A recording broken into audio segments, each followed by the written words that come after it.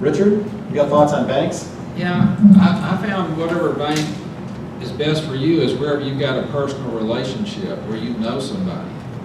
You can walk in any bank and give them your resume, your credit line, your statements, and they're not going to be friendly to you unless you know somebody. So if you know somebody, I'm not saying it's a good old boys network or anything, but just having a friendly face or somebody tolerable to talk to, you know, what are you doing, what are your guidelines, and start a relationship. You may get a small loan, and you may have to own the house 6 months, and sometimes we would churn a loan. We would get one loan at one bank, so we would have an establishment at that bank, knowing a year later we could get our credit line up from $50,000 to $200,000 or $300,000. Now I don't know how much you can do that now, because the problem I've got with the banks is my bank officers are about half my age. And I'm thinking, you're going to tell me what I've got to do? It's a real challenge. But I'd say wherever you have a personal relationship, wherever you have your checking and savings account, I know you don't usually go in banks, but go in. Bank of Bartlett has free popcorn on Friday. They all have free coffee every morning.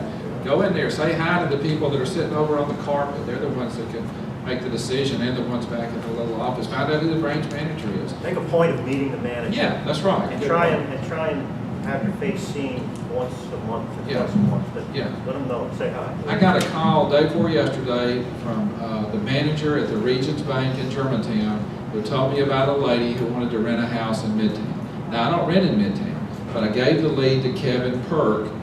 He rents in Midtown. So and if I help his friend, even if I don't want anything, there's no money out of the deal, but if I help his friend, then I'm on his good guy list of, hey, you want to do something with houses, you talk to Richard, because I can help you just by relaying information, and at some point, maybe talking to Fred about borrowing money. But different banks go in and out of different cycles, and Jeremy mentioned something, the smaller banks, what we call community banks, they're under different regulations than the big banks. They can do things a little bit different. They have a little more leeway in what they can do. One thing we used to ask the bank, I don't know if this is relevant anymore, is when my wife would go in to make deposits, I'd ask them, I said, ask the teller, are they turning any money into the feds? She said, what are you talking about? I said, well, they'll know what you're talking about. Are you turning any money into the feds? That means if they have excess cash, every night they have to turn it into the Federal Reserve System. Or no, every night we're having to pull money out of the Federal Reserve System. If they're turning money into the feds every night, that means they need to get that money out on the street, car loans, boat loans, house loans, swimming pool loans, all that nonsense. So, but if they're pulling money out of the Federal Reserve System every night, you might be an A1 customer, they don't have any money for you. They're just in a different season. And that may last 2 or 3 months, and then they'll flip over. Yeah, the key is relationships. And it's kind of how I started too, through a connection, brand new investor, really just getting started. Yeah. I was able to build a relationship with someone at a local bank, and she extended financing basically to purchase distressed property and also give me a check at the closing that I could use to rehab the property. We did that for a little while. And then she got a little nervous about where I was buying properties and essentially told me, these are the last 2 we're going to do, and we're not going to do any more. So that's the other side of banks. They can cut you off at any time, which is why I think private money is still the way to go. Another kind of trick of the trade is whoever you're talking to, find out what their lending limit is. You know, when I first started, the manager could only go up to $5,000. I said, fine, loan me $5,000. And he took a second mortgage on one of my rental houses. Now, most of the loan officers, different banks do it different ways. You can borrow up to about $100,000 with 3 of them approving. If you want $250, 7 of them have to meet. I said, that's fine, let me borrow you $249. I mean, I don't want 7 people looking at my stuff. If you keep it down to 2 or 3, usually you got a chance of getting it. So see what their lending limit is and try to stay just below that, because that puts them in a different comfort zone too. I don't know what your next question is, but I want to interject something on single family versus apartment. Let me tell you, I don't not like apartments because I just don't like them. I don't like them because I had such a horrible experience with them. Let me just tell you, I truly believe that was the way to go, because 30-something years ago, the mindset in this business was you bought a house, you fixed it up, you bought a duplex, then a 4-plex, and an 8-plex, and that's exactly what I bought into. I bought a bunch of duplexes over the years. I had about 30 duplexes down near South 3rd and Crump. Now, this is 30 years ago. I wouldn't even drive through that neighborhood now. But I bought an 8-unit, and along the way, I kept learning these things by doing it wrong, that y'all are getting free tonight for nothing. I mean, dude, you're not have to waste a decade of your life to figure this stuff out. I bought a little 8-unit building. It's 74 North Stonewall. It was a small ad in the paper. I got owner financing from Avery Fogelman. I got a partner to put up $25,000 down. And the tenants, in a single family home, the tenants pay for all the utilities. On an apartment complex, you pay for some of the utilities, usually outside lights and water. And our water bill was horrific because these people were washing all their neighbors' cars all day Saturday, leaving the hoses running all the time. And like gas and water, this may sound backwards, they charge more for utilities to commercial customers than they do to single-family homes. Also, on a single-family home, the tenant pays for the trash pickup. On a commercial building or apartments, the owner pays for the trash pickup. You got to get it. Is that still the way it is? Yeah. There are some older deals where there's still some. Yeah. So you have higher cash flow, but the reason you have higher cash flow is you have other things to deal with.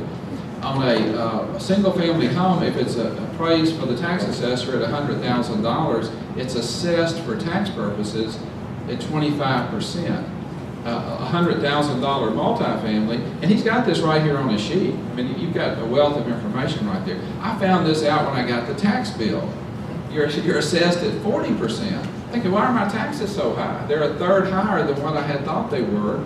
I just didn't pay attention or didn't notice or didn't do due diligence.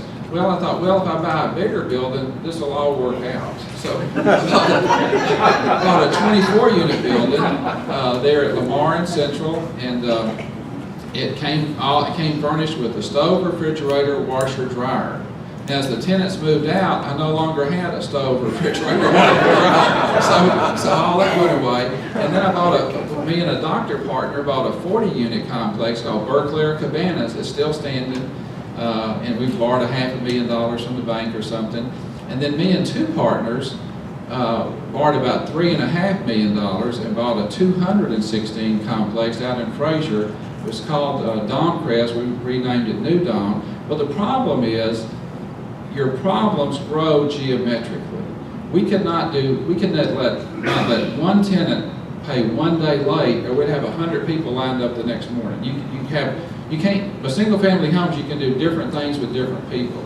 And the kind of straw that broke the camel's back for me, some of y'all have heard me tell this story. This is the 216-unit complex. We have a kitchen fire. They're cooking chicken or something, the skillet blazes up, the kids are screaming and hollering, they call the fire department, they're rolling the trucks, and they put the fire out. But the trucks are still rolling. You can't call the fire department and say, oh, it's okay, go back. So they come in, they're looking around, and they say, this vent hood doesn't meet code, you've got to change it. Well, that's a $50 problem, except we got 216 vent hoods just like it. So it's a $10,000 problem, and it's a daily fine until we get it done. So that was about a $25,000 problem. And you have those kind of hiccups on houses, your problems are segregated. You can do different things with different tenants. What happens on one vent hood doesn't affect another vent hood. And then the worst part of the seminar for me came when it came time to sell it. My 24 unit, my 40 unit, my 8 unit, my 2, who are we going to sell it to? Well, you're only going to sell it to other investors who are bigger sharks than you are. They're going to beat you up. And it's like the story of my boat owner. The 2 happiest days was the day I bought it and the day I sold it. Those apartments in Fraser, literally everything I had made for about a decade, well, not maybe 5 years, went down the drain. Whoosh, there it all went. Everything I made in the house business got sucked up with those apartments. And I was never so glad to get rid of it in all my life. So I'm not your competitor in multifamily. You only have to worry about Kevin and maybe Gene. Single family homes are safe. If I buy a house and it's on a radon gas pit, I can put plywood on all the windows and pay the notes the rest of my life. It'll be uncomfortable, but it won't break me. Like an apartment complex with payments of $50 grand a month. And the numbers got so big, it was just unbelievable.